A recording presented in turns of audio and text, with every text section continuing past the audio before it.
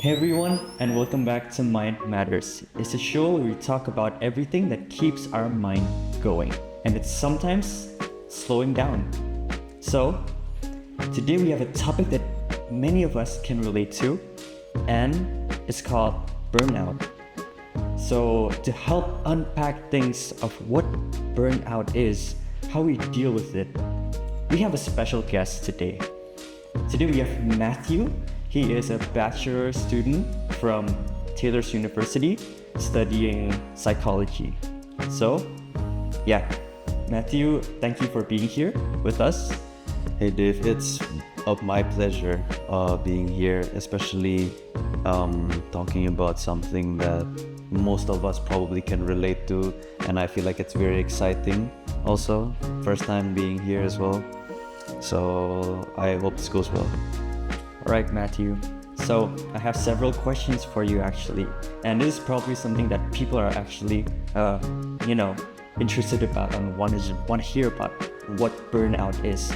But before we talk about that, right? Why do you think burnout is something that is a common topic of discussion among people? Well, it's because nowadays, especially in I would say the younger side of Gen Z towards more of the Gen Alpha, people would misuse the word burnout for a substitution and for saying like, oh, I'm just really tired, or oh, I'm just like not in the right headspace right now. So people just quickly say like, oh, I'm burnout, but they're not actually burnout. That's interesting. That's something new actually. I've never heard of that perspective before. But okay. Second question, Matthew.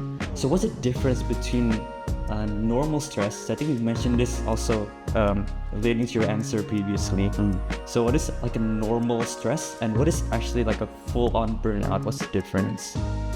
So if I were to give an example, I would say for normal stress, it's just I'm thinking about my assignments, it's about to be due, or like my test is about to come, but like I'm not remembering the materials correctly, or what am I gonna do? But burnout is more prolonged version of stress, in my opinion. So you would like drag it on for weeks and weeks. And actually, I have a friend who actually, in my opinion, experienced burnout currently, because she's taking her A levels, and she said it herself, like, I'm like studying 8 hours a day, and I'm really tired. And she said like, I want to end myself right now, can I jump through the window of the library or something? And I'm just like trying to keep her sane, but of course nothing bad ever happens. So yeah, thanks for sharing that, Matthew. And as a student yourself, perhaps have you experienced burnout or something that is close to a burnout? I think I was more close to a burnout rather than actually experiencing a burnout. That was How so? Oh, that was because it was in the first semester of uni. It was the first time I actually went to a finals without learning by myself and without entering a course, because throughout my years of studying in junior high and senior high school, I would always have a course for all my science subjects, my math subjects and everything.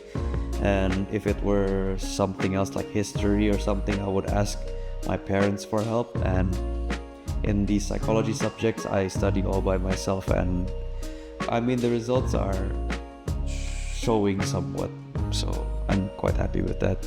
But during the process of studying, the weeks that I spent preparing for it is very mentally draining, and sometimes in the night I find it really hard to sleep. So I would say that it was also physically draining. It's physically draining. Physically draining, yes. Okay, relating to that, right?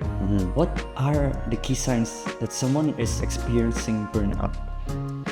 From what I see is that maybe they start acting not as their usual self. Okay. And they would usually maybe be more prone to anger, or like prone to getting ticked off So they would like the normal tiny things that would usually be okay with them. Maybe It's like it ticks them off, right? yeah, it'll set them off faster. Or maybe whenever you interact with them for just a little while, they're start gonna feel tired, and they're just gonna like slowly wander off and slowly drift off. Maybe perhaps something like that. I can actually relate to a few of those that you've mentioned. But perhaps, what advice would you give to someone who is mentally drained or having a burnout? Just try to give yourself a break so that you can like have a reset of some sort, so you don't actually like drain your battery 24/7 besides actually sleeping in the night.